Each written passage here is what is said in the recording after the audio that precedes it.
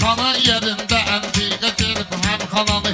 Ay Məhəmməd bugün partlatmalıyam meyxananı. Təbi məladı mənim yerim darız qaldı biraz.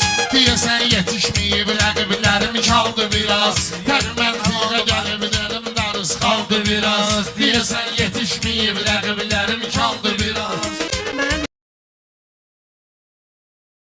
Millət alqış eyləyir ucalmağıma görə. Hər dəfə milləti sözlə yada salmağıma görə. Mən təəssüf eyləmirəm cavan qozalmağıma görə. Amma təəssüf eləyirəm arzularım qaldı biraz.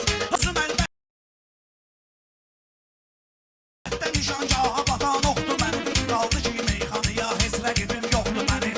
Baxıram sastavıma kəbləyi normaldır biraz. Baxıram sastavıma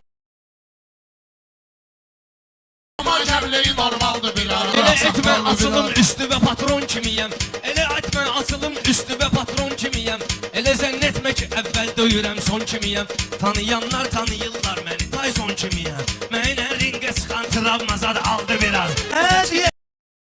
Sən bal əliyə satmayırsan sözüm mənim.